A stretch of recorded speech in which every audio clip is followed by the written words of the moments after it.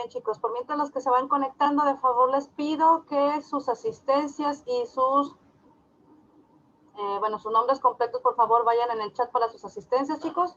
Acuérdense que esta es la última sesión del día de hoy. Otra cosa, chicos, para que no se les olvide, acuérdense que hoy es miércoles y los miércoles tenemos examen. Este es nuestro último examen semanal. Les repito, hoy van a presentar el último examen semanal. Acuérdense que el horario se fijó, como ustedes bien lo saben, a partir de las 4 hasta las 8 de la noche. Quien por alguna situación no lo pueda presentar a esa hora, por favor, mándenme mensaje y lo checamos, ¿sale? Ahora bien, les recuerdo, la próxima semana, acuérdense que desde un principio les comenté que esta clase iba a tener de duración 4 semanas. La próxima semana es nuestra última semana de clases para esta materia, por lo cual les pido si alguien tuvo algún atraso con la entrega de alguna tarea o con la presentación de algún examen, por favor, mándenme un mensaje para ponernos de acuerdo. Lo que menos quiero es que al final de la materia estén todos estresados y saturados de actividades, ¿verdad? Y mucho menos que se les vaya a empalmar con la siguiente materia. Entonces, de favor, si de una vez podemos ponernos de acuerdo para que puedan ponerse al día en cuanto a sus trabajos y demás, por favor, mándenme mensaje y nos ponemos de acuerdo. Ahora, si por alguna razón ustedes conocen a algún compañero que por alguna situación no se haya podido conectar, díganle o mándele por favor mi correo electrónico para que se ponga en contacto conmigo. Cualquier cosa, el contacto es de manera personal y para que tenga suficiente tiempo de ponerse al corriente por alguna situación, ¿verdad? Por alguna situación que haya quedado fuera de sus capacidades, nos podamos poner de acuerdo y no tenga ningún problema en la materia. Por favor, chicos, les recuerdo, la próxima semana, el próximo miércoles, ya presentan el examen final y ahí sí va a venir un poco de todo, ¿verdad? De mayor manera va a venir la información que no se evaluó, que es la de la próxima semana, pero sí, el siguiente examen va a ser el examen final. Este es el último examen semanal y les va a aparecer a partir de las 4, ¿sale? Para que todos estén enterados. Sí, en esta ocasión sí va a tener un poquito una variante. Van a ser solamente 3 preguntas de opción múltiple y los demás van a ser, y los otros 2 restantes van a ser, en este caso, casos prácticos, que como les llamo yo, que es el que ustedes busquen o ustedes más bien elijan de las opciones que yo les estoy presentando, la que más se ajuste de acuerdo a la mercancía que les comento, ¿verdad? Les puse por capítulos y por subpartidas, o sea, ustedes no van a tener que buscar nada, yo les voy a dar las opciones, pero sí van a buscar, o sí van a elegir la que más se acerque o más se apegue a, en este caso, al artículo o a la mercancía que les comento ahí en el cuerpo del problema, ¿sale? No es muy difícil, no van a tener que abrir ahí mismo la TIGIE, entonces ahí mismo yo les doy las opciones, nada más ustedes, por favor, encárguense de buscar la que más se ajuste al producto que les estoy nombrando, ¿sale? Bien, vamos a continuar porque les digo, es mucha información y es poco el tiempo. Como quiera, ustedes saben que este material al término de la clase se va a aparecer en PDF y y si no lo alcanzamos a ver, bueno, es responsabilidad de ustedes que lo lean, porque acuérdense que todo el examen viene en base a la información que les presento en PDF, no va a venir en ninguna otra. Si no lo alcanzamos a ver, ustedes lo pueden leer ahí mismo de su PDF, tienen suficiente tiempo para poder darle una repasadita y puedan presentar el examen de 4 a 8 de la noche.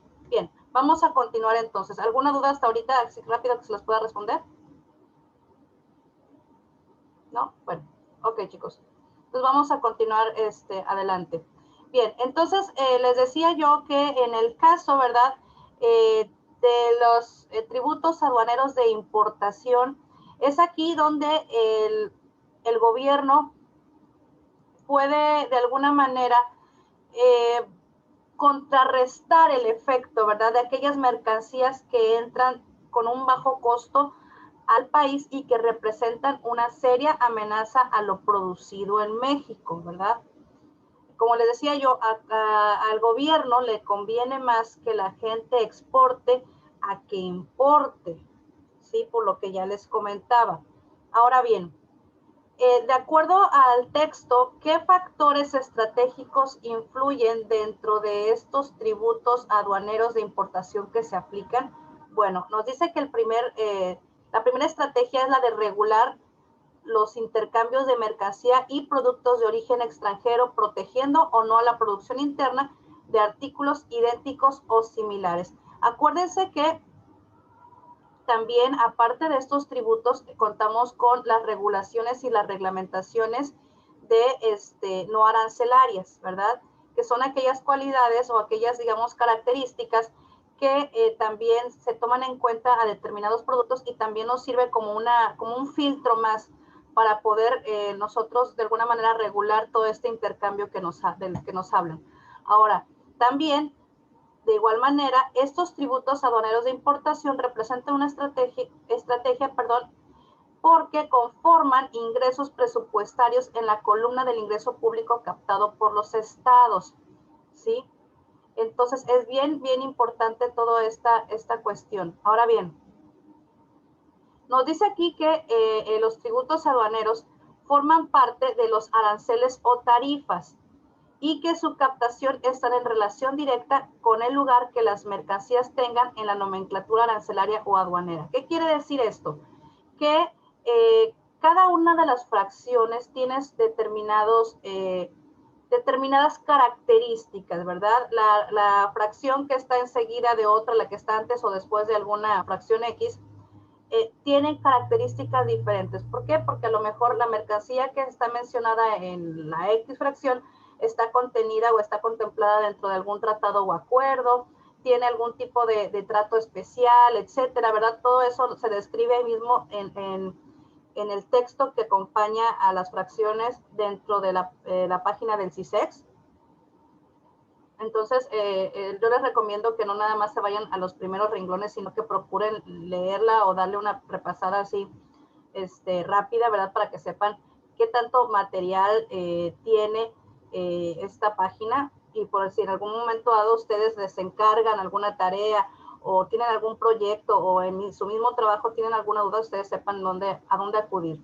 Ahora bien, nos dice aquí que en el caso de México, una vez identificada la fracción arancelaria, la TIGIE establece la unidad en base a la cual se cobrará el arancel. Vamos a retomar el ejemplo que vimos del oso. Ustedes saben que la unidad de medición para el oso, y lo vimos ahí mismo, es por pieza, ¿verdad?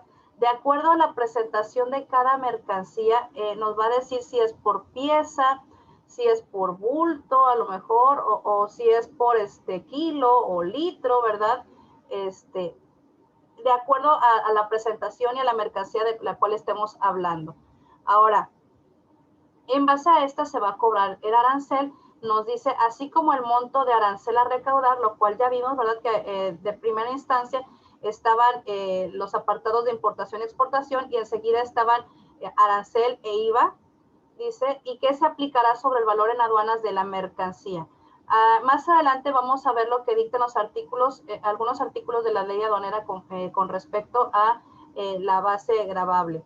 Ahora bien, eso es lo que se le conoce aquí en México como base gravable del impuesto general de importación, que ahorita lo vamos a ver. Ahora bien, en síntesis, con respecto a lo que acabamos de ver, la tarifa de importación-exportación o la TIGIE, obviamente apegado a lo que en la sesión pasada vimos con respecto al sistema armonizado, esta tiene dos grandes factores y son prácticamente los mismos factores, obviamente, que conforman al sistema armonizado, pero ustedes saben, ¿verdad?, que a partir de bueno, es que la TIGIE en nuestro país existe. Ahora, nos dice aquí que la TIGIE está conformada por los dos grandes factores. El primero, pues ustedes saben, ¿no?, que es el sistema armonizado en sí. Es decir, en el caso del sistema armonizado no nos habla que pues él mismo sea su mismo factor, ¿verdad?, sino que aquí este factor es el que contiene la clasificación, ¿no?, la nomenclatura de las mercancías, ¿verdad? Si hablamos del sistema armonizado, hablamos de la nomenclatura tal cual de las mercancías, gracias a la disciplina de la merciología. Y también el segundo gran factor, en este caso de las tarifas, son los impuestos o tributos al comercio exterior. Esto ya lo habíamos hablado con anterioridad, chicos, en cuanto a la diferencia entre la LIGIE y la TIGIE, que ya de hecho el día de ayer, a lo mejor no se vio en la clase tal cual, pero que venía incluido dentro de su material y que lo tuvieron que haber leído o lo tienen que leer antes de presentar el examen, se los sugiero. Bien, nosotros escuchamos de la LIGIE y la TIGIE, pero a veces no sabemos ni cuál es Chana ni cuál es Juana.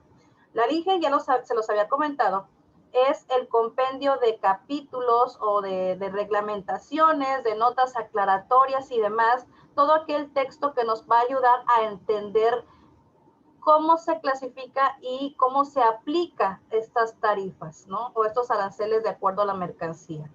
Y la TIGIE, que es parte de la LIGIE, acuérdense que la LIGIE es la ley del Impuesto General de Importación y Exportación, la TIGIE es la tarifa del Impuesto General de Importación y Exportación.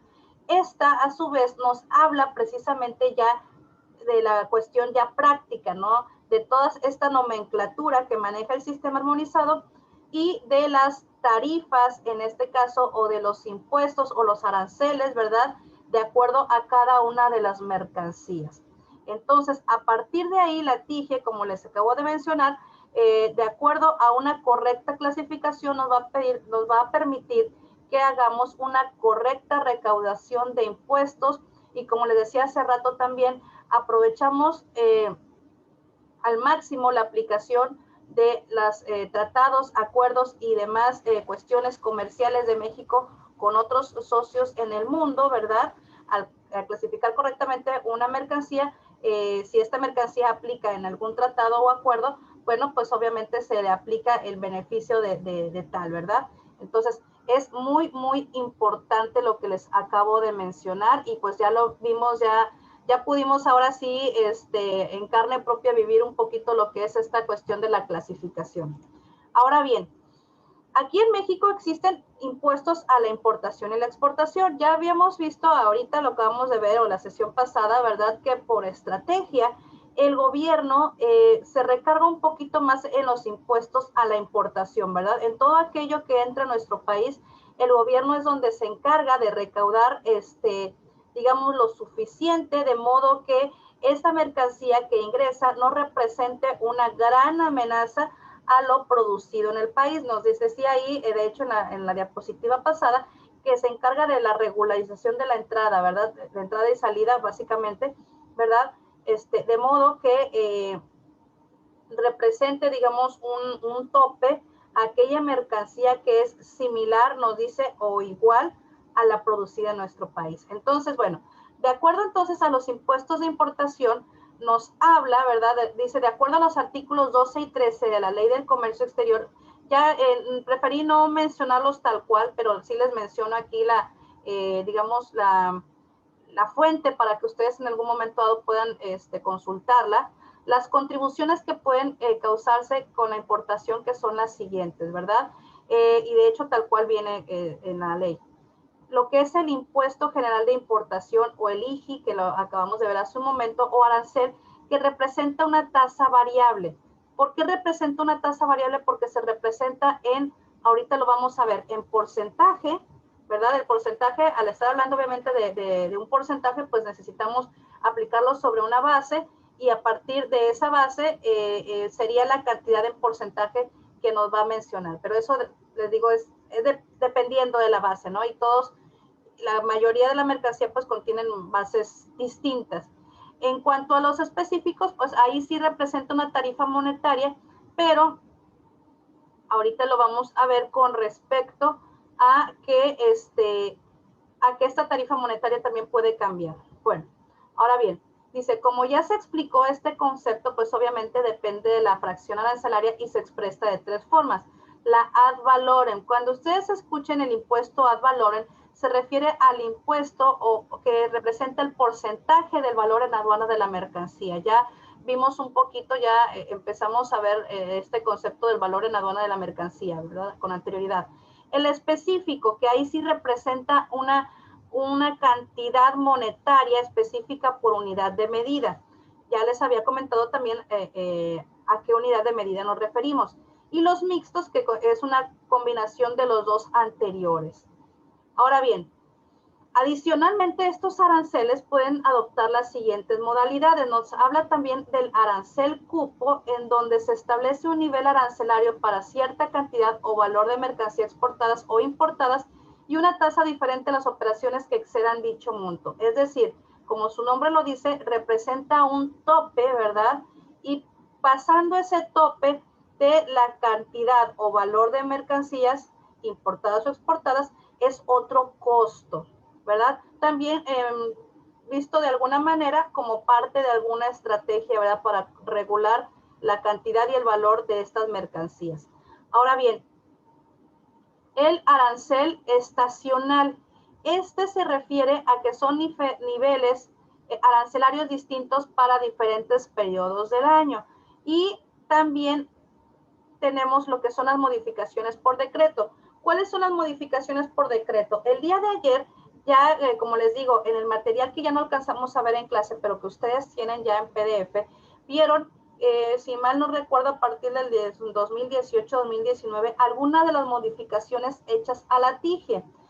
La más reciente, les comentaba el día de ayer, que es aquella a la que se le aplica a los cigarrillos electrónicos. Quiero pensar que todos dieron una leída rápida a este material, ¿verdad? Y se acuerdan de lo que se comentaba en ese momento y de lo que les estoy comentando ahorita, ¿no?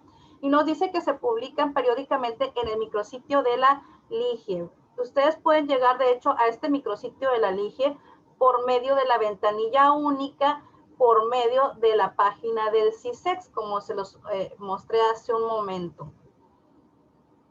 Bien, ahora, siguiendo con estos impuestos a la importación, tenemos el impuesto al valor agregado al IVA, que ustedes ya lo conocen, que tiene una tasa del 16%, o sea, es una tasa que también representa un porcentaje, pero que el porcentaje no cambia, ¿no? Esa es la del 16%, y el fundamento, digamos, legal se encuentra en el artículo 1 y 27 de la ley del IVA, en donde establece que este gravamen obligatorio a todas las personas físicas y morales que importen bienes o servicios en territorio nacional. Fíjense bien, nada más para los que importen, ¿verdad? Por eso es que en este caso, el IVA va de la mano con el IGI. Acuérdense que es el Impuesto General de Importación, ¿ok? Y obviamente, aparte del IVA y del IGI, pues nos dice aquí más el monto de este último gravamen y de las demás contribuciones y aprovechamientos que se tengan que pagar con motivo de la importación.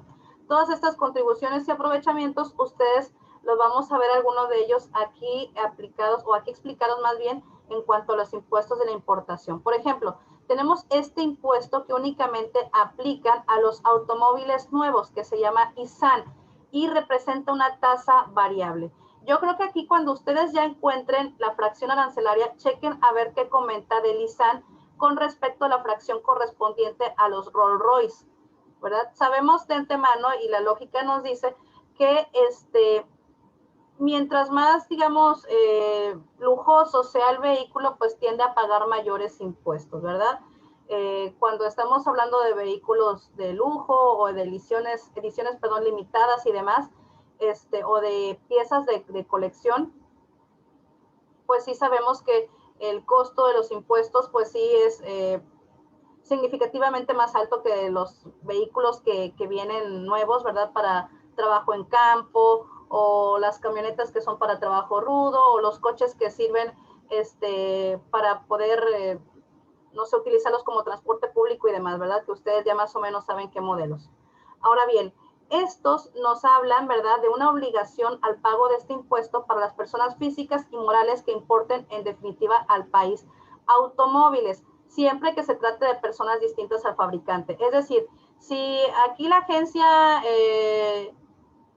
Ford, ¿verdad?, está importando vehículos por el puerto de Altamira, entonces, de acuerdo a lo que nos habla este impuesto, el ISAN, nos comenta que en este caso digamos, el distribuidor autorizado comerciante, en este caso a lo mejor la agencia Ford de este país, en este lugar, en Altamira, no va a pagar este impuesto ISAN.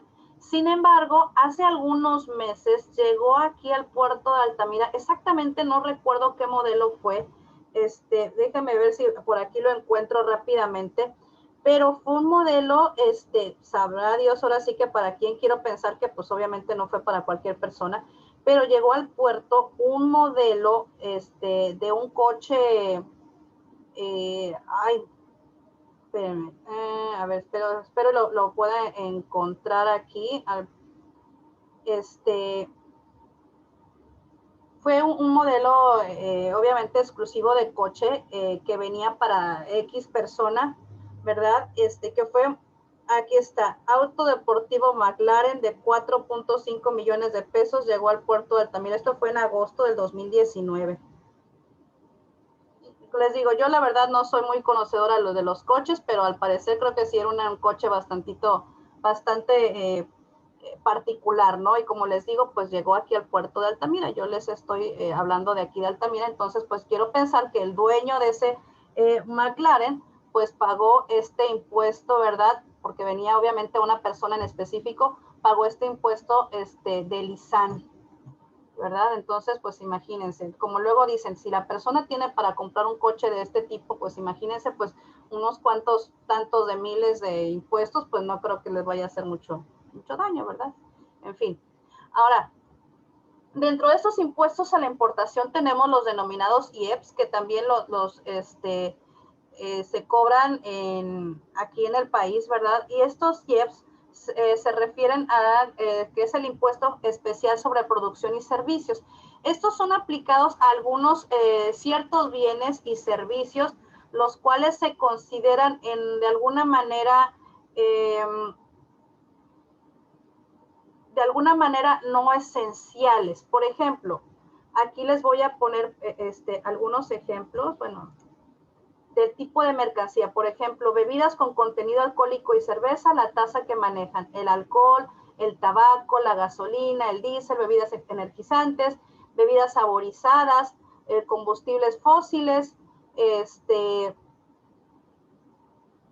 los plaguicidas, ¿verdad? Alimentos no básicos, les comentaba yo, o sea, cuando hablamos de este impuesto IEPS a los productos, estamos hablando de aquellos productos que por lo regular, les digo, no son básicos, ¿verdad? Dentro de este universo de los productos a los cuales se les cobra el IEPS, pues está, por ejemplo, en este caso como bebida saborizada, la Coca-Cola, ¿verdad? Básicamente este impuesto lo utilizan como para poder de alguna manera regular, ¿verdad? En base obviamente al costo, la venta de aquellos productos ahorita que están tan, digamos, no lo de moda, ¿verdad? Porque yo creo que debiera haber sido desde hace mucho tiempo.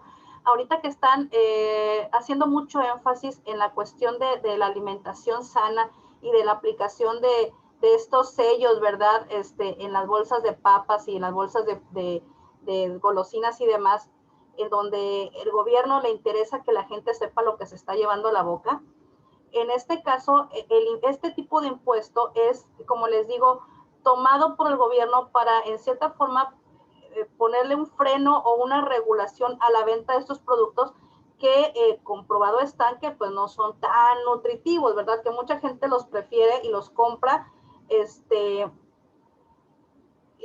digamos, de mayor manera que, por ejemplo, a los alimentos que pues sabemos, ¿verdad? Por sentido común que nos hace bien a nuestro organismo, ¿verdad? Por encima de las frutas y las verduras y demás. Pero bueno, luego dicen por ahí que a veces sale más caro comerte una ensalada por fuera de casa que una torta de la barda o unos taquitos de estos al vapor y demás cosas tan ricas que uno se antoja ya a esta hora. Bien, ahora vamos a ver entonces los impuestos a la exportación. Fíjense bien, aquí existe un impuesto bastante peculiar porque se refiere básicamente a un impuesto que de acuerdo a la convención CITES, CITES es una convención sobre el comercio internacional de especies amenazadas de flora y fauna silvestre, ¿verdad? Este impuesto se lo aplica precisamente para el comercio entre estas, digamos, diferentes, entre estas mercancías, ¿verdad? Sabemos que, como ya lo habíamos mencionado, cuando estamos hablando de una operación de exportación, el gobierno no hace tanto énfasis en el cobro o en la recaudación de impuestos por operaciones de exportación.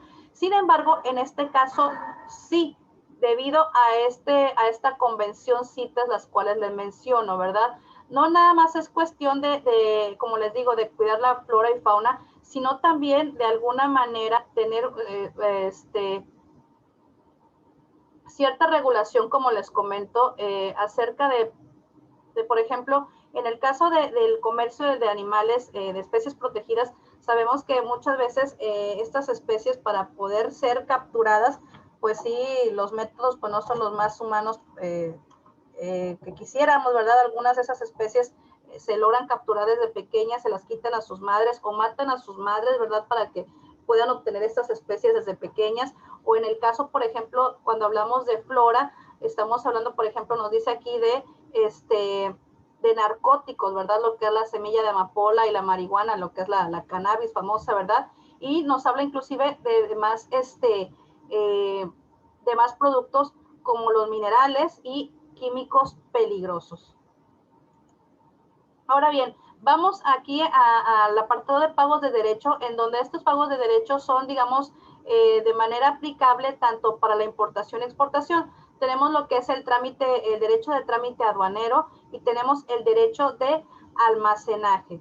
Estos derechos de almacenaje se cobra, ¿verdad? Como lo dice aquí con fundamento para los artículos 1, 41 y 42 de la Ley Federal de Derechos, que este derecho de almacenaje se aplica cuando se cobran, digamos, unas cuotas diarias por el almacenaje de mercancías en depósito ante la aduana en recintos fiscales después de vencidos ciertos plazos. Es decir, se aplica un plazo y si después de determinado plazo la mercancía no ha sido recogida como tal, entonces entran el cobro de derechos de almacenaje. ¿Por qué? Porque la aduana te da cierto tiempo, digamos, de gracia, y si no cumples en tiempo y forma, pues bueno, ahora sí entran lo que son las multas, ¿verdad? Lo que ya habíamos dicho, que es importante el tener bien presentes los tiempos para evitar ese tipo de cobros extraordinarios.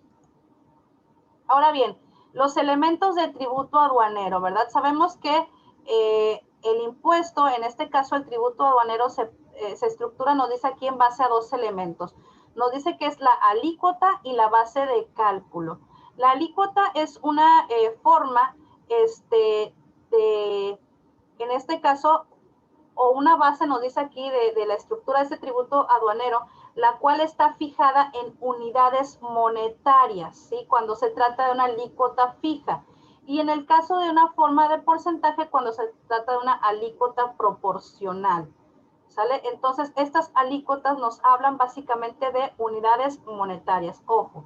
Y la base de cálculo nos dice aquí que se puede presentar de dos formas. Nos dice en cantidades físicas, que es la unidad de medida que ustedes ya vieron que contiene la información de la fracción, o se da bajo la forma de valor o precio, cuando, digamos, en el caso, por ejemplo, de las obras de arte, ¿verdad? Que obviamente las obras de arte no están valoradas de acuerdo a su peso o a su tamaño, ¿verdad? Sino que su valor es más como subjetivo, ¿sí? Entonces, aquí nos dice que hay dos tipos o dos formas de que se presente esta base de cálculo. Les vuelvo a repetir, las cantidades físicas y bajo la forma de precio o valor. Ahora bien, cuando la base imponible elegida por las legislaciones internas nos habla, los valores estén expresados en moneda extranjera, pues obviamente que deberán ser convertidos en su equivalente en moneda nacional por la aplicación de una determinada tasa de cambio vigente en un momento determinado. Es decir, en este caso, si nosotros debemos de hacer un pago ante el Estado, obviamente no vamos a pagar en cuanto a dólares, ¿verdad? Aunque el precio esté fijado con respecto a esta monetaria, sino que se hace la conversión, obviamente, de acuerdo al precio del dólar que esté fijado en el momento, ¿verdad? Ellos ya estarán avisando el precio, ¿verdad? En ese vigente durante ese día del dólar para que ustedes puedan hacer esos pagos correspondientes. Ahora bien, nos dice aquí en síntesis, los impuestos o tributos aduaneros son resultantes de la alícuota y la base de cálculo. Ahora sí, en la base de cálculo surge, nos dice aquí, la clasificación de los impuestos o tributos aduaneros y de los aranceles en general, lo que ya habíamos visto anteriormente, que son los tributos específicos en cuanto a que se graban las mercancías de acuerdo a su peso, cuenta y medida, los tributos ad valorem, en los cuales la alícuota se expresa bajo la forma de porcentaje, y la base de cálculo o base imponible está representada por el valor o precio de la mercancía importada, y el tributo mixto, ¿verdad? Que contempla tanto tributos específicos como ad valorem. Ahora bien, fíjense bien, para poder comprender un poquito de este arancel de tipo ad valorem, les voy a comentar algunas situaciones o algunas ventajas que de acuerdo a la ley tiene este tipo de impuesto, ¿no? El primero, pues, dice que impide que el nivel de protección disminuya y que aún se anule por los efectos del aumento de los precios de importación, y que la protección acordada a distintas industrias se distorsione y modifique como resultado las diferencias en el grado de aumento de precios. Es decir, que las valoren, acordémonos que representa en este caso un determinado porcentaje que no está, que en el caso del porcentaje, digamos que está sujeto, ¿verdad?, a la base, y la base pues puede ser tanto modificada las veces que sean necesarios, pero el ad valorem sigue estando ahí, ¿verdad? O sea, ¿qué quiere decir? Digamos lo que es como un pedazo de corcho que flota encima del agua, en donde no importa hasta dónde esté el nivel del agua, el pedazo de corcho sigue flotando.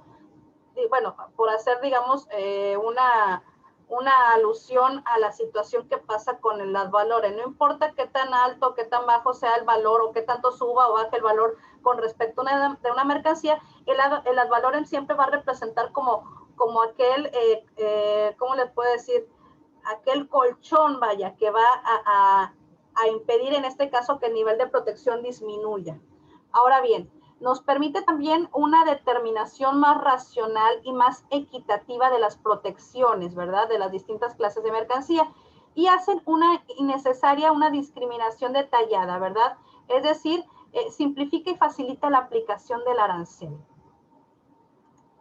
Ahora bien, les decía yo, la valoración en aduana nos dice que es el procedimiento aduanero aplicado para determinar el valor en aduana de las mercancías importadas. Todos los pedimentos de importación están obligados a declarar el valor en aduanas para pagar impuestos como el IVA o el IGI, como ya lo habíamos visto. Ahora bien, dice, a nivel mundial, el Consejo de Comercio de Mercancías facilita el comercio internacional a través de diversos tratados. Entre estos nos dice aquí que incluye el acuerdo de la OMC sobre valoración en aduana, cuyo objetivo, fíjense bien, es lograr que el precio de las mercancías sea equitativo, uniforme y transparente, combatiendo los precios abusivos o falsos. ¿Sí? Básicamente es lo que nos está en este caso diciendo la OMC en cuanto a la valoración en aduana. Ahora bien, en nuestro país, ¿cómo aplica este acuerdo de la OMC? Bueno, aplica en reglamento, nos dice así como la ley aduanera, que hace referencia a la valoración de las mercancías. ¿Cuáles son los artículos de la ley aduanera que menciona la valoración de las mercancías? Son los siguientes. Tenemos el artículo 64 en su tercer párrafo, donde nos dice que se entiende por valor de transacción de las mercancías a importar el precio pagado por las mismas, siempre que concurran todas las circunstancias a que se refieren el artículo 67 de esta ley, la cual ahorita viene aquí mencionada, y que éstas se vendan para ser exportadas a territorio nacional por compra efectuada por el importador, precio que se ajustará en su caso en los términos de lo dispuesto en el artículo 65 de esta ley. Bien, ahora, el valor de transacción de las mercancías importadas comprenderá, además del precio pagado, el importe de los siguientes cargos, y aquí vienen exactamente todo a lo que se refiere, ¿no?, el valor de transacción de las mercancías importadas.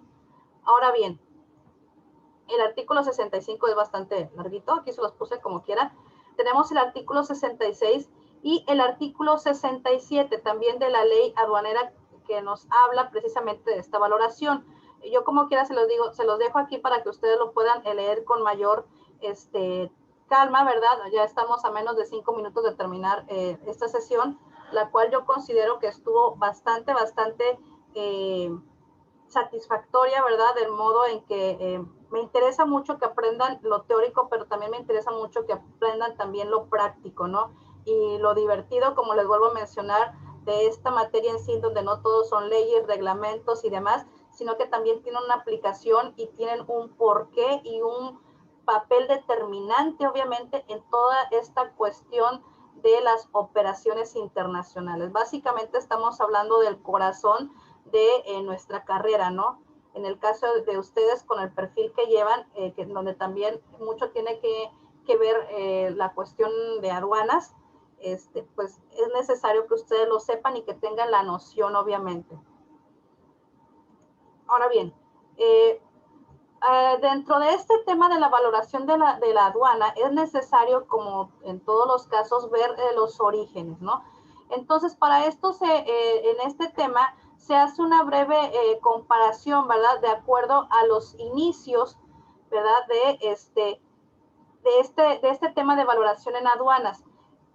Anteriormente se manejaba o se calculaba, nos dice aquí, los derechos de aduana según la definición, nos dice aquí, del valor de Bruselas, el DBB, que es lo que vemos aquí. Este DBB, fíjense bien, es en 1950. Obviamente, fue digamos, un antecedente junto con el artículo 7 del GATT, que nos permitió de alguna manera empezar a construir lo que es actualmente la valoración en aduanas de acuerdo al código de la OMC. ¿Qué dice el código de la OMC? Bueno, como les digo, tuvieron que pasar, aparte de lo que es la definición del valor de Bruselas y el artículo 7 del GATT, también como antecedentes está el código de valoración de la ronda de Tokio, y este fue concluido en 1979. Entonces, nos habla aquí que este valor de transacción tenía por objeto proporcionar un sistema equitativo, uniforme y neutro de valoración en aduana, lo que ya hemos visto, ¿verdad?, que se cumple como objetivo de las mercancías que se ajustasen a las realidades comerciales. ¿Por qué difiere la ronda de Tokio en cuanto al valor de Bruselas? Porque en este caso nos está hablando de que es un sistema positivo de valoración en aduanas, ¿no? Basado en el precio realmente pagado o por pagar de las mercancías importadas. Entonces, es importante, como les digo, que ustedes, les digo ya por cuestión de tiempo, a lo mejor no vamos a poder explicarlo completamente, pero ustedes ya tendrán, antes de presentar el examen, el tiempo necesario para poder darles una leída. Les digo, esto no es absolutamente nada a comparación a toda la información que hay, ¿no? Ahora bien, ya posteriormente, el código de valoración de la OMC, ya tomando en cuenta todos aquellos antecedentes como el DBB y en este caso el código de la ronda de Tokio, empieza ya a determinar esta valoración en aduana, en donde nos dice que en este acuerdo, ¿verdad?, nos habla que se dispone que la valoración en aduana debe basarse, salvo en determinados casos, en el precio real de las mercancías objeto de valoración, que se indica por lo general en la factura. Entonces dice que este precio más los ajustes correspondientes a determinados elementos enumerados en el artículo 8 equivale al valor de transacción que constituye el primer y principal método a que se refiere este acuerdo, que es digamos, lo más actual que tenemos. Entonces ya a partir de aquí se mencionan los diversos métodos que se propone dentro de este acuerdo, así como en la parte última tenemos también lo que es la base gravable aduanera, que ya habíamos visto de acuerdo a los artículos vistos con anterioridad de la ley aduanera, ¿verdad? Y que también en este tema se los explico ya más con detenimiento y en base a artículos, digamos, de la ley aduanera en específico. Nos dice aquí que el precio pagado es el precio total que por las mercancías importadas haya efectuado o vaya a efectuar el importador de manera directa o indirecta al vendedor, o en beneficio de esto, concepto que ya lo habíamos visto